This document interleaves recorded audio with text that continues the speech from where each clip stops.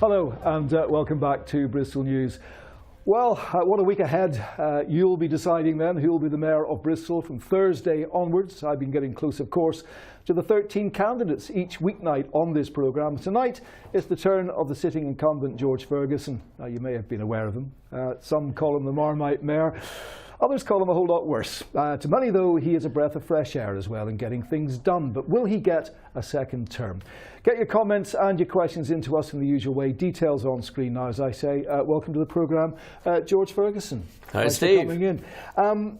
Now then, you're the bookies' favourite. You have been for quite some time. Are you the people's favourite?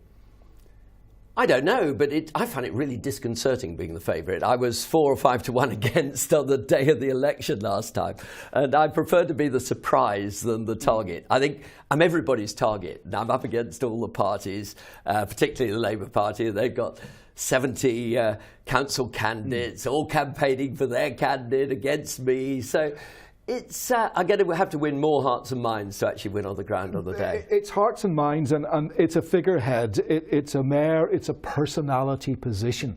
It's a question, of course, of whether people have bought into the Ferguson personality. Let me just play a little bit of Marvin Rees. We talked to him in this section of the programme a few days ago. Here's what he had to say as far as leadership is concerned. Have a look at this. One of the key features of the feedback we get from Bristol is not that people just want a list of bullet points about what you're going to do. That's important. But they're also talking about how leadership makes them feel. What is the style? You know, do they feel that they've been included? There's a well-known African proverb, okay? If you want to go fast, go alone. If you want to go far, go together. Yeah. And I think there are lots of people who feel things have been done alone and haven't been taken along with this ride. They haven't been felt respected at the end of the process. So that's a very important piece about the style of leadership that's on offer. Well, there you are. You've gone fast. You've gone alone pretty much, haven't you? I mean, Marvin would be having a conversation for the next 4 years, the way he works. I have been working with others. I've had the first Rainbow Cabinet that's got a deputy who's a Conservative. I've got 3 assistant mayors who are Labour, Green and Lib Dem. We have worked so well together. I cannot think of a decision that's been taken that has split us badly. We've sometimes had open disagreements. That has been healthy. What decision have they made, though, George? Let's pin that one down. What decision have they come up with that you didn't agree with, but you've gone along with? When we turn up to a cabinet, give us an example. Yeah, okay. When we turn up to a cabinet meeting, we have been through all the issues. Say residents' parking. Yeah, we've been through all the issues, and people can see that after 20, 30 years of failure to invest in transport infrastructure, it isn't an option to go on doing nothing. We've got to take brave decisions. And I'm never afraid.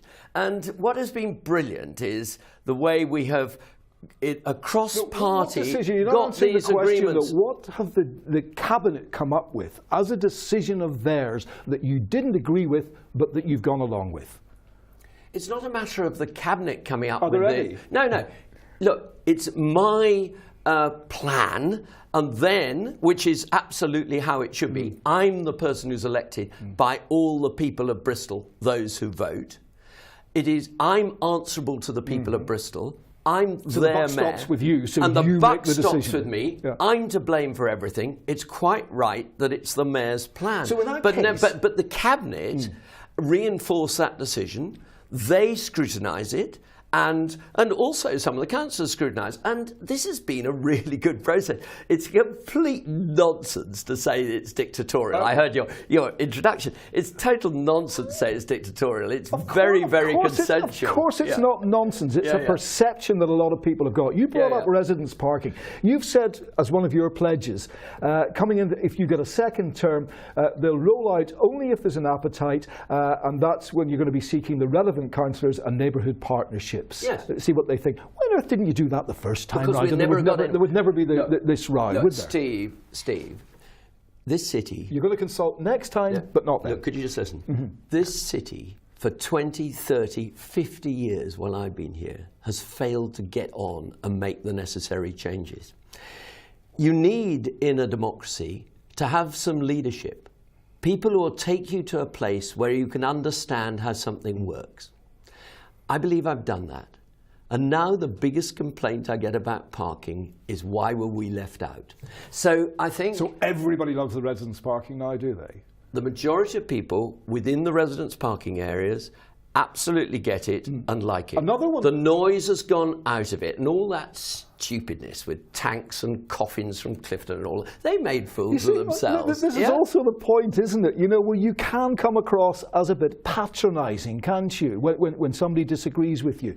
You sold the 15 council houses. You came on the press the next day. You almost smugly, George, said thank you to the protesters because they advertised the auction. Now, those were the very people who are struggling with housing. No, they weren't. Those were political protesters. They were candidates, including Marvin. It was total economic naivety. That was all it was set up. The people with all of the placards were totally, set up. Totally. We were selling 9 flats, 3 houses for 3.25 million, as it turned out. We're able now, and those were bad access, badly insulated, need money spending on them, impossible to rent at social rents. We are providing twice as many in the areas concerned. That is only sensible. You haven't done that yet, because you still appealed for the land upon which to build those afterwards, didn't you, as well? You said, if anybody's got any land, please come forward. Yeah. But also, I'll be providing an extra 20 through a company we're setting up to provide housing for key workers. I just don't like the way that politics works locally. I think we don't want to go back to that silly old politics where people just, it's all about the parties, and basically people are, they don't have a single purpose. My single purpose is Bristol. I understand that. I know that. I want to move it on because, but this business of personality, and you're saying it's not dictatorial. That's what split people, isn't it? That's why you are this Marmite mayor. That's why you do get the flack that you take, because you might have an idea, it might even be a good idea in a lot of people's eyes, but it's the way that you're selling it and imposing it that people are arguing with. If you want stuff to take 20 years again, that is the way to do it. Go on having those conversations, those endless, endless conversations. I'm a doer. I spent my life doing projects, and this is, to me, a 2020 project. I'm absolutely dedicated to Bristol. I love the city. I needn't be doing this at this time in my life. I believe that I'm doing the right thing. Have you made any mistakes in the last 4 years, George? Of course I've made mistakes. What were your big mistakes? Where did you go wrong? I think there is an element of not explaining well enough in terms of bringing in some of the measures. Maybe I made the mistake to allow people to think that 20 miles an hour was my idea. It wasn't. I didn't ever say it was, but it wasn't. It was something that was brought in by the previous administration. They didn't want the 20 miles an hour to be on every street in Bristol, did they? Wasn't that a mistake? No. It's their plan. Couldn't you have brought it in outside the schools and the old people's homes and that sort of thing? That is their story, Steve. It's nothing to do with the truth. I have not altered the plan that I inherited at all, because it was left to the experts about what's right. And I believe it's right that we create a safer, more livable city. This is not about transport. This is about having a really good city for our kids.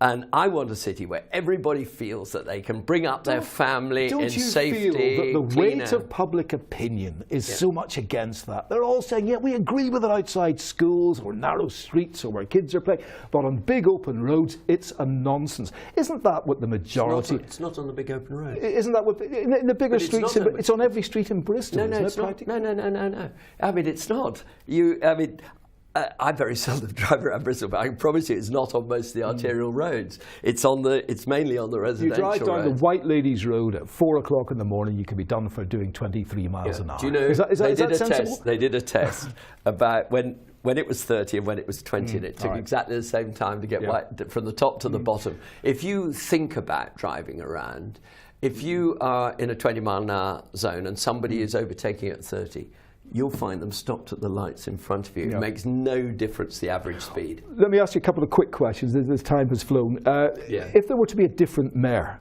come in, be it Marvin Rees or any of the others, what kind of a Bristol will it be, do you think? Well, I think it would be going backwards to the old politics, which is all about party control. It wouldn't differentiate Bristol. It would just make us like any other party-led city. And I know that Bristol has been celebrated, not just nationally, but internationally, because we have a different way of doing things. And I think that's what defines Bristol. Bristol is a bit quirky, and it's the only city that elected to have a mayor, and it's the only city that elected to have an independent And the job, as far as you're concerned, is half done. What would it mean to you personally if you didn't win this on Thursday? Well, it'd be disappointing. I'm an architect. I do projects. It'd be a bit like having a project cancelled just after you got planning permission and you weren't allowed to deliver it. All right. George, as with all the others, good luck. Thanks very much indeed. Thank you very much, Thank Steve. you very much.